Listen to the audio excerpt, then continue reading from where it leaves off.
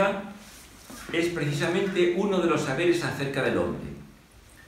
Se puede considerar como una disciplina filosófica, pero metódicamente formalizada y sobre la base de la observación empírica de actos y de comportamientos humanos. La ética podría definirse como el conocimiento riguroso y metódico que los comportamientos del hombre en cuanto realizativos del humano comportan. La ética se interesa exclusiva y directamente por aquella dimensión del comportamiento humano en la que este comportamiento humano está en trance de ser más o menos humano o inhumano.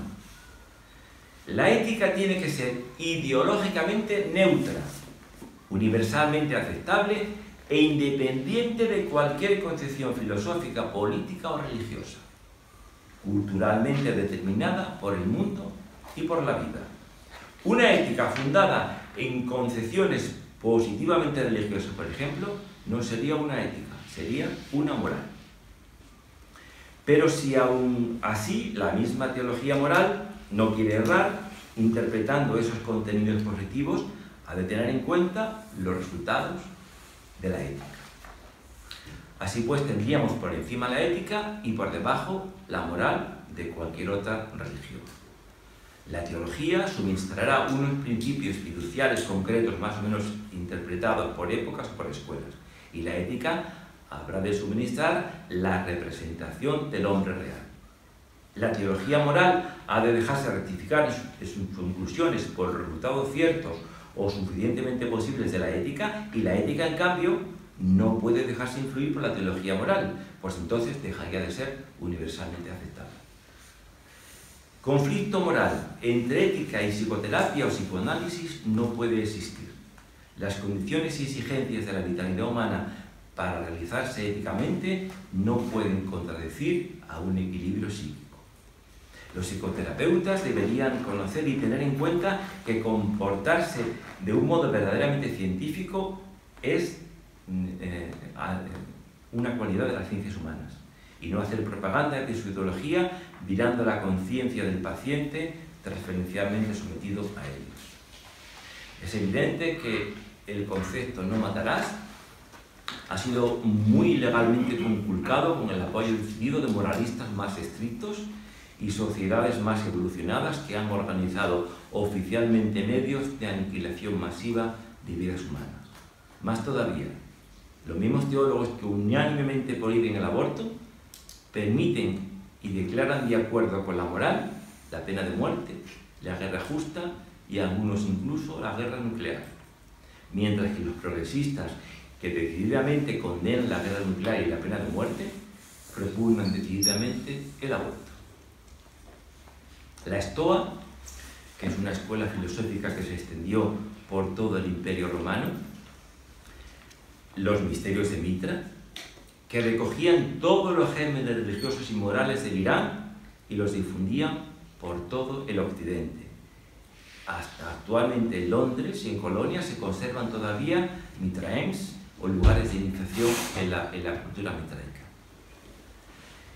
Y el culto a Mitra implicaba la doctrina de que el cuerpo humano y lo sexual son de origen diabólico, aritmánico, y que el iniciado ha de preservarse de toda contaminación orgásmica mediante un extremo y riguroso rigorismo sexual para no caer en el poder de Aritmán. Mani, con la fuerza expansiva de su doctrina maniquea, vendrá luego y seguirá a través de San Agustín, influyendo en la moral sexual occidental. Después de este recorrido, vemos que la moral de objeto, que actualmente todavía se practica, se ha nutrido en gran parte de un complejo y turbio acervo cultural procedente de focos culturales tan poco cristianos como la Estoa o la secta de Mitra.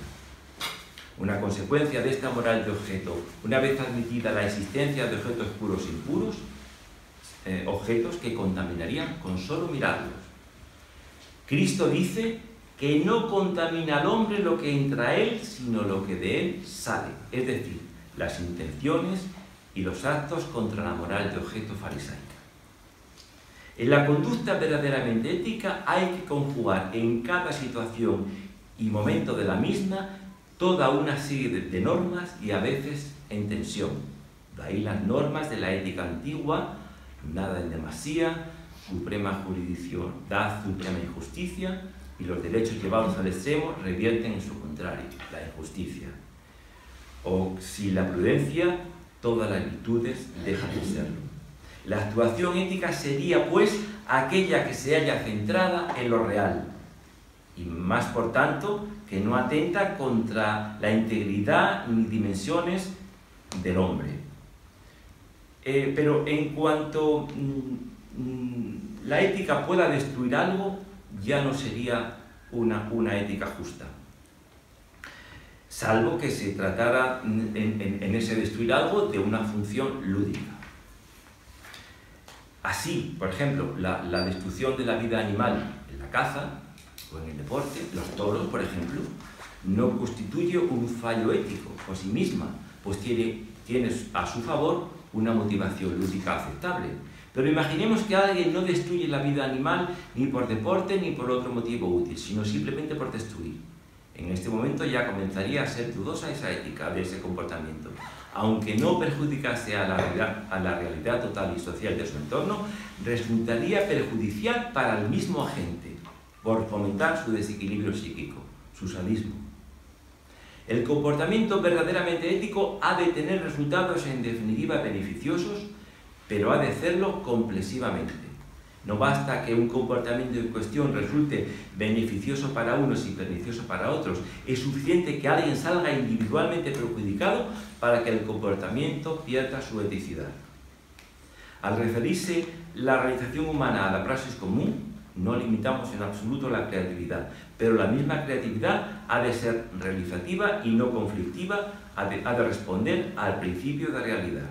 Una creatividad narcisista y que no responda a las necesidades del hombre solo por imprimir el sello personal no sería realizativa ni para él ni para la sociedad.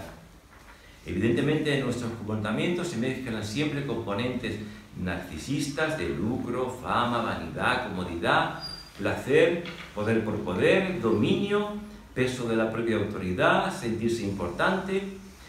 Entonces, por esos impulsos motivadores, como por sus efectos del comportamiento, nada tiene de realizador ni de ético en ese supuesto.